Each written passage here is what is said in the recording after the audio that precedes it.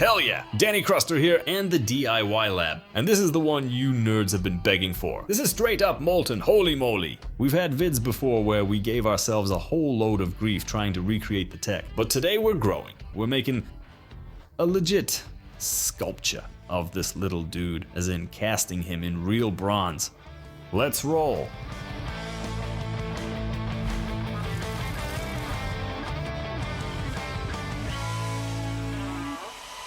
Almighty Cthulhu. This bunker sculpture was made by the artist Nikita Tsaryov based on my sketch like 8 years back, which is exactly why Cthulhu's sitting there all wigged out, clutching a zombie head crab from Half-Life, just trying to process whatever the fudge is happening in this world. And for the whole Cthulhu vibe, big props to Howard Lovecraft. Back in 1928, he cooked up such a crazy mythos around this squid-faced beastie that people still form full-on cult-like fandoms worshipping Cthulhu. But who is this dude anyway? According to the lore, Cthulhu is a cosmic entity, an ancient god, a ruler of worlds lurking at the bottom of the Pacific, and the living embodiment of every fear you've ever had. Ooh. Basically, image stuffed with every kind of freak show nonsense they could get their hands on. Cthulhu's rocking a gnarly squid head with tentacles, a massive clawed body, and huge wings sprouting off his back. He squelches, drips slime, and reeks like absolute doom. Kinda like that neighbor codger crawling out of a nuclear-grade hangover. On top of that, this creep is always asleep and still somehow phases through walls and sneaks into your dreams to drop nightmare DLC straight into your brain. Pretty sure he's the one reminding you of every life screw-up at 3 in the morning.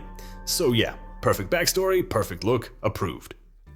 Today we're pouring into a flask made from molding mix. We'll make a silicone cast of the sculpture, then a wax pattern, then pack the mold with a special slurry, burn the wax out, and pour molten metal into the cavity. Looks simple enough, but step by step. We've churned out loads of vids, and they were often packed with hiccups. This time we'll try to stick to the tech, and you'll see what comes of it by the end of the video, so watch till the end. You little gremlin. First thing we gotta do is coat our monster with a wax release agent. That's so he'll pull cleanly out of the silicone mold later, and you have to coat him on some kind of household gadget. In our case, the nearest victim was the oven. Boom! Sealed and stored! Off camera, we put together a mold sleeve from a plastic pipe. When you make one, you've got to nail the spacing so the walls aren't paper thin but not chunky either. Otherwise you'll blow twice the amount of casting silicone, and that stuff ain't cheap. If you're in a hurry, just hit it with a hairdryer. Or, you know, say screw it.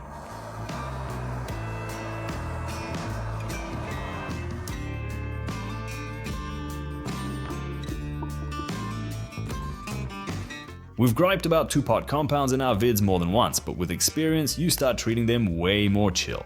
The key is proper storage, mixing, and then vacuuming. Go through the hellish cycle a dozen times, and the next steps start feeling almost meditative. The main thing, use quality consumables. Our silicone is platinum bust, around 30 shore hardness. But hey, not exactly crucial info. What's more important is knowing that for a bunch of tiny details, it's better to go with a thinner mix. And the key is no bubbles, though that really circles back to the whole mixing and vacuuming thing.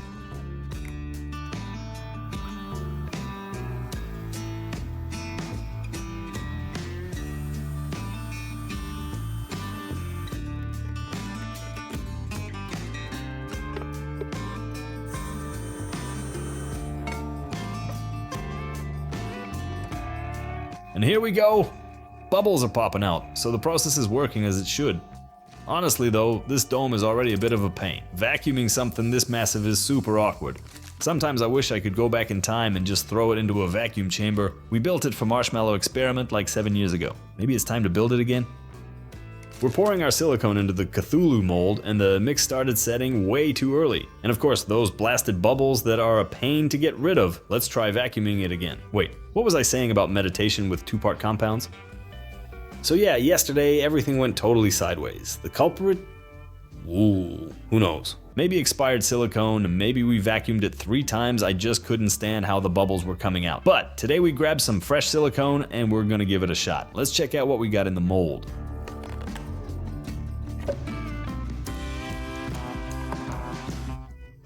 So I've got some news.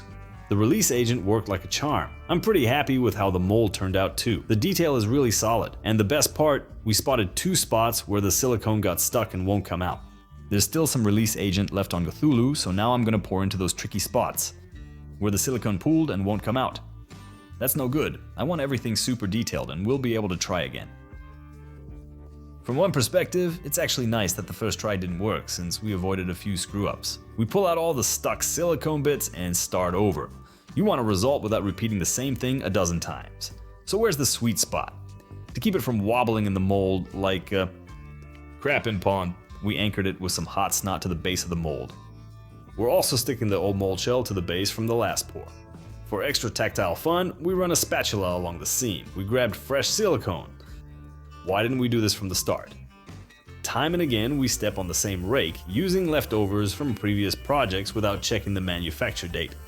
The last bucket had been sitting around since the tentacle shoot and should have been tossed 2 years ago. But hey, we're not a museum or a Wheel of Fortune, so a few screw-ups are fine. Here's a pro tip. You can clean the whisk in an empty bucket. Something about that rings a bell. Feels like my subconscious has a vendetta against buckets and anything clamped in a chuck. Mix the components exactly according to the instructions. Strictly, damn it, by the book!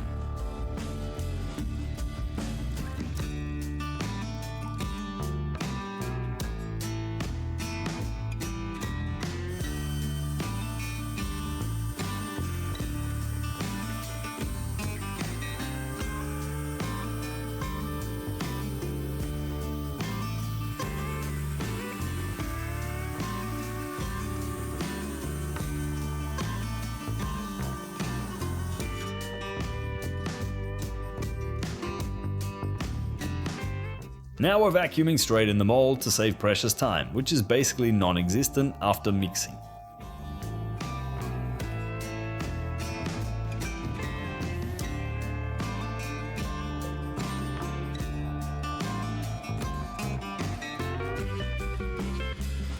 Can't wait to see how it turned out, but we gotta wait.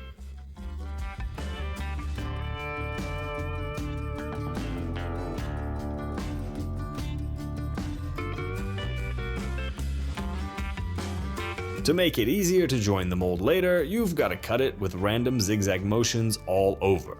If you just go with a straight cut, the future pour will follow the same dumb path. Basically screwed because the geometry will shift and warp. Now we pull out our test subject, and judging by how he came out, the mold turned out absolutely fantastic. And this, by the way, is the lion's share of the entire video detail. I want every single tiny bit perfectly captured. Nothing missing, every bump and ridge pressed into place. We're assembling the mold with some office rubber bands, and now we can move on to making the wax pattern. This time we grabbed a special wax made for crafting high precision jewelry waxes. That's it, folks! Unlike regular stuff, it shrinks minimally, which is super important when you've got tons of fine details. Plus, it looks insanely appetizing. Knowing the volume of our Cthulhu, it's easy to figure out how much wax we'll need for the pour. We heat it in the oven at 250 degrees Fahrenheit, though honestly it worked way better over a double boiler.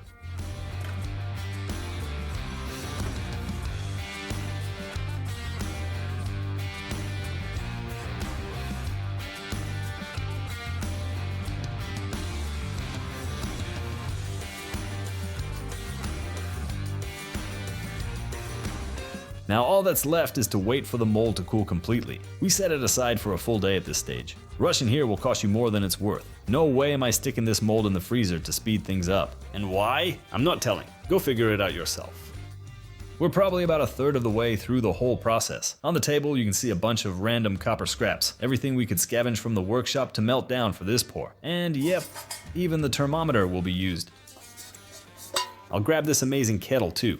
The one we used to distill whiskey. We're cooking a video on that experiment, but before we get to that, let's talk about these silicone and wax setups. You'll notice this mold here. When we pulled it out, it was clear it just did not pour properly at all. The silicone had set during the process, but we still tried filling it with candle wax so we wouldn't waste the jewelry wax. Check out this, bastard. Kind of like the original, but this is our Cthulhu, the one we really earned. All twisted up. It got a bit squashed kinda, but still hilarious. Basically, you can take some molds and get pure ugliness. Just from a wonky pour. Also, check out how it didn't fill right here. Tons of bubbles all over the mold. And honestly, candle wax shrinkage leaves a lot to be desired. For jewelry wax, shrinkage is around 2%. Not much you can do about that. But for candle wax, I don't know, way more, probably. Totally not what we want. You can pour something less detailed with it. Anyway, now we move on to this thing here. pull Cthulhu out, and pray he turned out okay.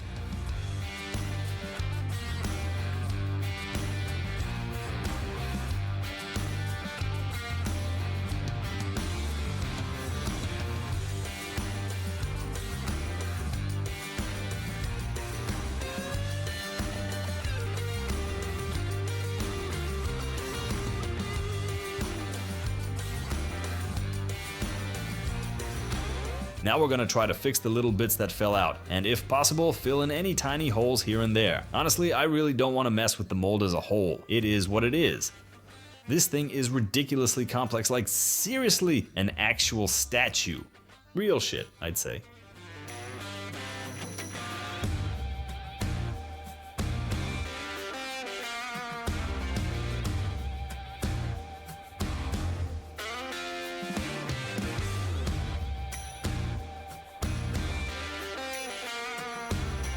Alright, so I fixed everything that was really driving me crazy. Now it's time to pack him in the molding mix, the stuff we'll pour the molten metal into. There's an insanely detailed and awesome guide on how to work with this mix. How to mix it, how to fill the mold, and how to fire it to burn out the wax. Huge thanks to Safi's company. Seriously, it's amazing. I've never seen such useful little gizmo before. In the wax pattern, we need to make a sprue, which is exactly what we gotta work on. It gives more pressure during the pour. The column of liquid, all that stuff right there. Finally, we're pulling out the molding compound. Jewelry grade, of course. Today, everything's fancy, even Sasha. Sick of always making stuff out of crap and sticks, let's at least try making everything with top-tier materials for once.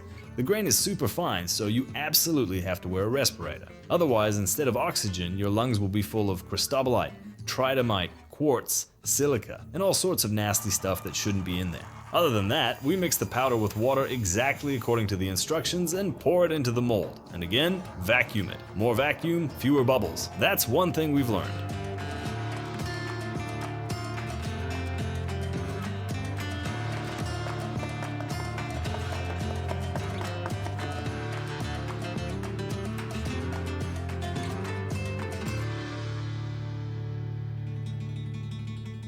After a full day, our mold has dried, and now we need to burn out the wax pattern and then fire it. We're following the recipe exactly, like a granny jeweler would.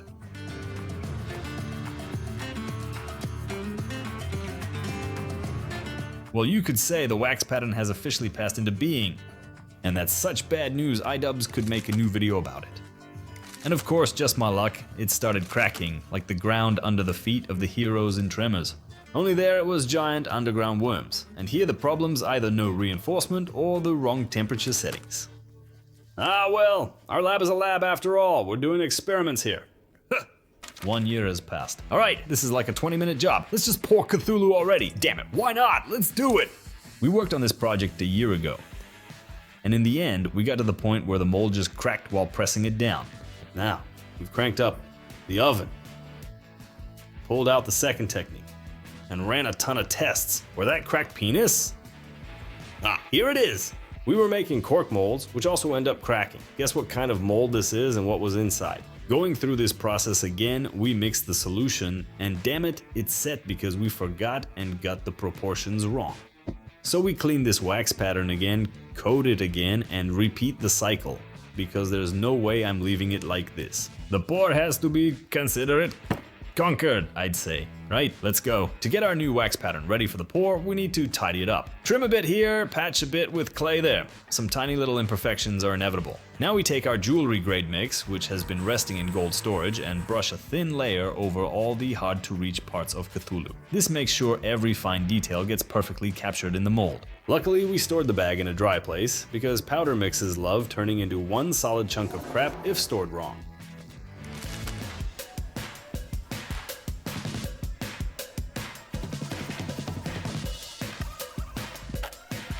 This time we decided to pour the mix into a permanent mold made from a steel pipe. That's also where we'll pour our molten metal later. Thanks to the pipe, the mold won't crack during the wax burnout and the subsequent pour some reinforcement, you know. To make sure nothing leaks, we tack weld the pipe to the plywood base using hot snot gun style semi-automatic welding. For a clean seam, you need a solid foundation. It really reminds me electrodes for wood. We mix the batch again, following the exact same recipe, mix thoroughly, and pour it into our mold.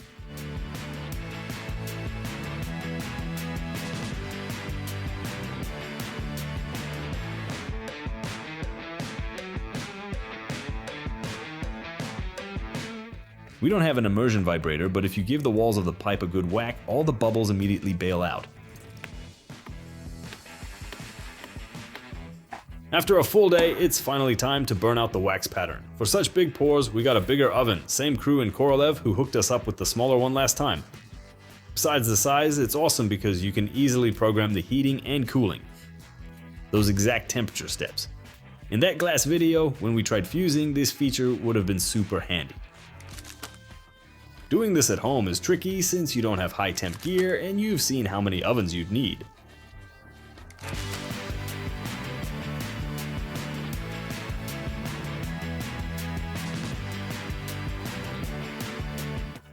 After a few hours, the wax melted out and could be poured off. No need to throw it away. It's perfectly good for reuse. And to move this massive thing around, off camera we welded a special crane attachment for our jack. While the mold's cooled, there aren't really any issues, but when it's hot, like your spiders after the destruction lab, you can't do without it. Now the mold needs to be fired, otherwise it'll just crack during the pour, something we really don't want to repeat. The firing is doing its thing, while we get the casting material ready. There are several types of bronze alloys in the world. Chemically, they're divided into tin and tin-free varieties. We're going with the first option. As you probably guessed from the name, the main alloying element here is tin. This kind of bronze is the most widely used across 1 million different applications. As for the proportions, we're talking 80% copper and 20% tin. This bronze is also called bell bronze, because that's what bells are made from. Some people also add aluminum, silicon, and even beryllium to the alloys. We covered those in the fake gold video. What are you even doing here? You're trying to melt beryllium? Are you nuts or what? It's toxic the moment you open it. Close it, and put it back on the table. And step back 2 meters. You're completely crazy. Beryllium is seriously toxic. Is it metal? It's metal. Today we're keeping the recipe simple, no extras. The main focus is on the details.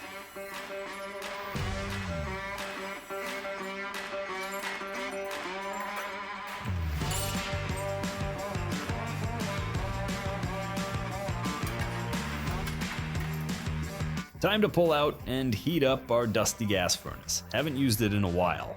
If you'd like to see a step-by-step video on how to build this, let us know in the comments below. We lower our DIY crucible into the furnace and start heating. Don't forget, copper melts at 1085 degrees. That means we need to crank the fire all the way, no slacking. How to make a crucible from fire extinguishers. I'm not going to explain that here. That kind of knowledge should already be in your vault if you've been subscribed for at least a month. As it melted, we kept adding copper to the crucible. Tin goes in at the very last moment, since it melts at just 231 degrees, and if you add it too early, it could vanish off the face of the earth without ever touching the mold. At this point, our wannabe metallurgist Dime kinda messed up, and, along with the tin, tried to throw in some borax to grab all the slag. But basically, it didn't even reach the melt, and burned up mid-pour. Either way, there was no turning back. Now we pull out our fired mold. Heated up to 450 degrees. If you pour hot metal into a cold mold, it'll set without filling the details. And here it is! The precious moment has finally arrived. Time to pour the bronze into the mold. Working with volumes like this is super awkward. In moments like these, you start thinking maybe we should tack a hoist to the ceiling, or at least use a smaller Cthulhu next time. We went a bit overboard with the volume, and there's still a couple of kilos left in the crucible. No big deal. We'll use them in future. This isn't silicone, and the shelf life is obviously way longer. If you scrape off the slag crust from our bronze pie underneath, you'll find golden gold. Yep, it really looks like it.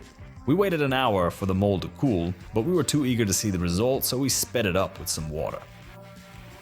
Technically, the mold material should soften and release the casting, but in practice, it turned out to be a bit trickier. To get such a big chunk to cool faster, you really have to dance around it with a ritual drum. As the material softened, we poked at it with every tool we had, and oddly enough, a dinner fork worked best of all. And here, hot off the press, is the classic Thai tom kha soup with coconut milk broth and a touch of cristabalite. Delicious.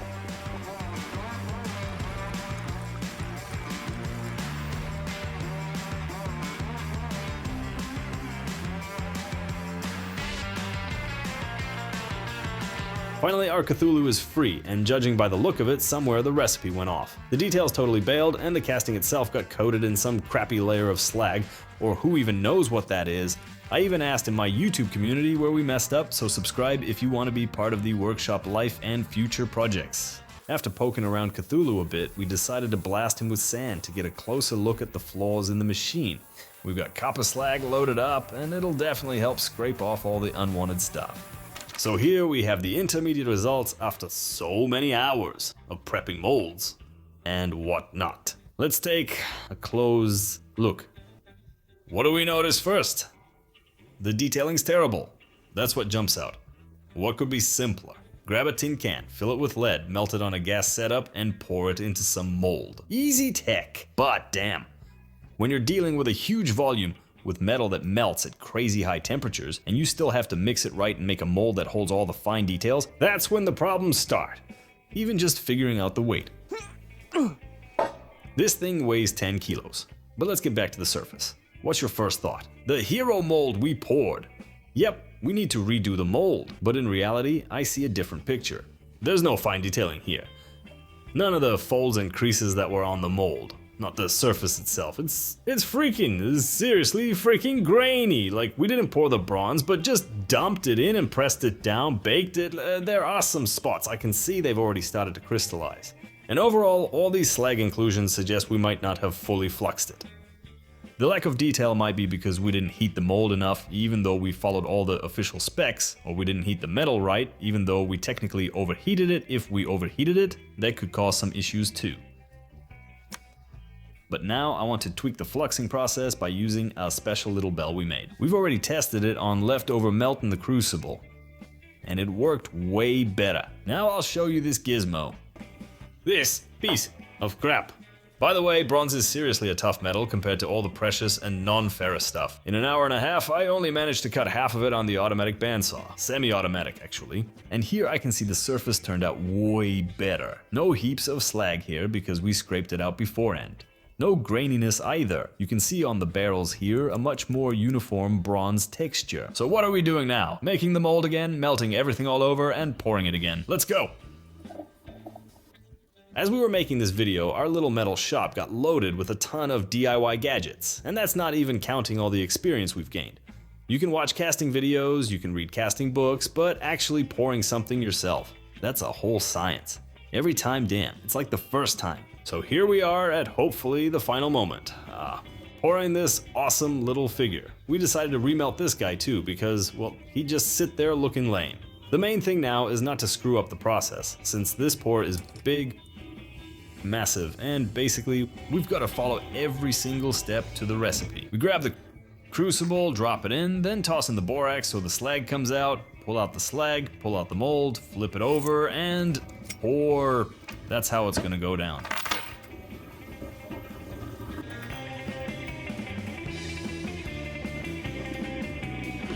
Time to say goodbye to the first Cthulhu.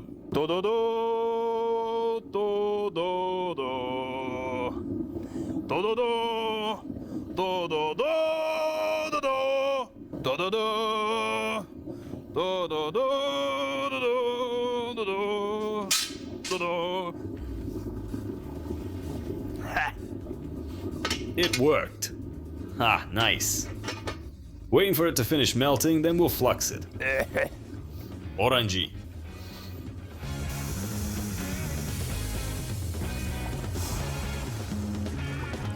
Flaxing!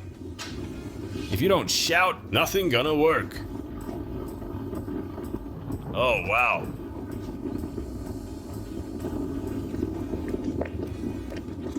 Something's bubbling in there. It's slowly getting scary. Cthulhu hasn't fully melted yet. Waiting. The borax hasn't fully come out.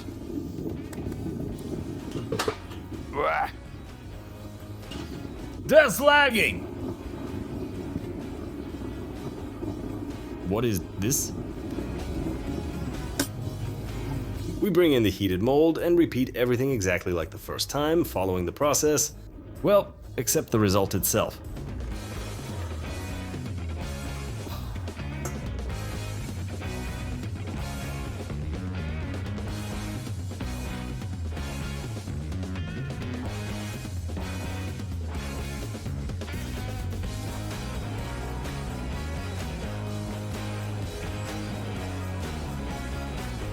So we poured it again, but there's a strong suspicion that... Well, you can already see it. Not nearly enough melt, damn it, even though we stirred everything. Crap. But I'm hoping it's just the bottom part of these skulls that didn't fill. I don't like them anyway. I'd have cut them off. At least now we can see how well everything actually filled the mold. Basically, all our experience with these molds will show what we managed to pull off. So, an hour has passed and it cooled down to about 650. That's what we saw on the pyrometer. Now we're going to pour water all over this, and the whole mold mix should soften and come off. And we'll pull out a cool Cthulhu. Nope. Wow.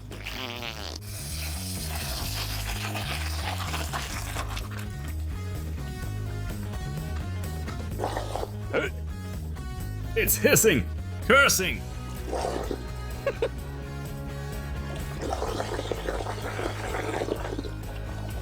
Cthulhu rising from the depths.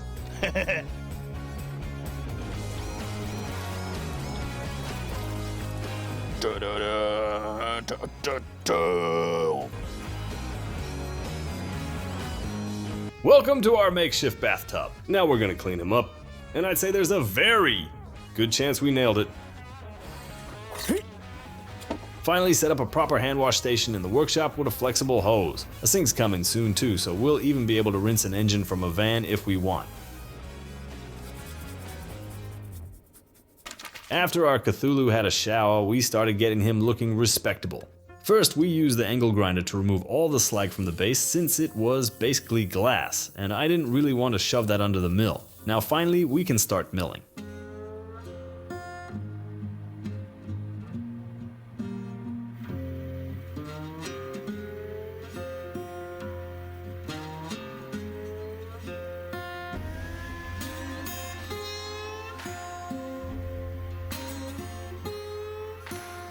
And we'll smooth out the scratches a bit with some fine grit sandpaper.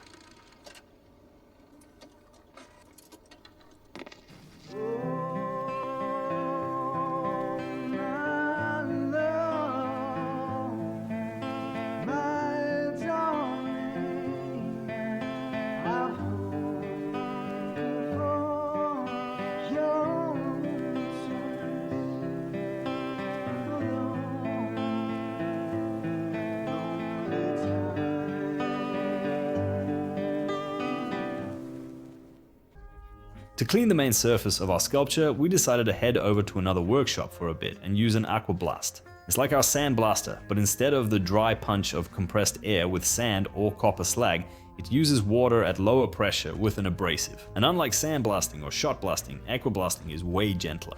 It's also called water abrasive cleaning or wet abrasive blasting, but the core idea doesn't change. We need to carefully strip the crap off our Cthulhu, so we came to the right place.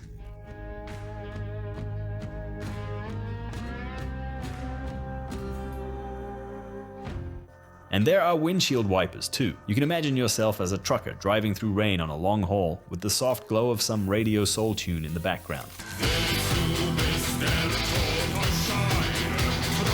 I want an aqua blast! The full cleaning took us about half an hour, and the result pleasantly surprised us. We'll definitely use this method in future projects. Send thanks for the help, and head back to our little workshop. And here he is. Here he is. The little rascal turned out. Just check out this 5-kilo bronze bastard. Yeah, of course it's different from the original.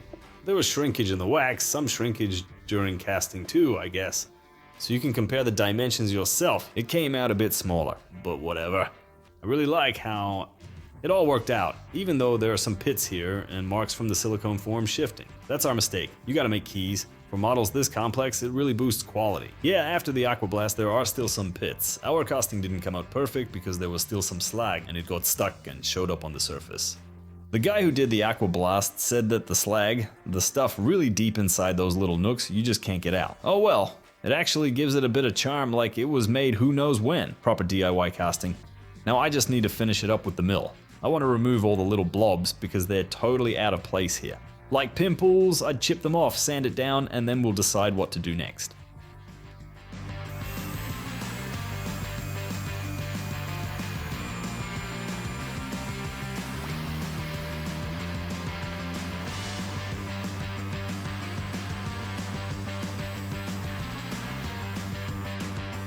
So, our Cthulhu is ready. Now we just need to figure out what to do with the finish. We've got a sample of the same bronze. I remind you, it's Bell Bronze, the one we made 80/20 with tin. And there's a bunch of patinas, blackeners, and all that jazz. Step by step, now we're gonna test what actually works on it and what we can do next. So we've got 5 patinas right off the bat. These ones here should do the trick. I'd start with the patina for blackening aluminum, and the quick bluing solution for steel. Maybe they'll show something, who knows, this chemistry stuff. First up, the steel blackener works great on steel, I'm just thrilled. But what will it do on bronze? Check it out, the color darkens instantly, and that's awesome. Let's add a bit more, maybe we can get an even deeper black.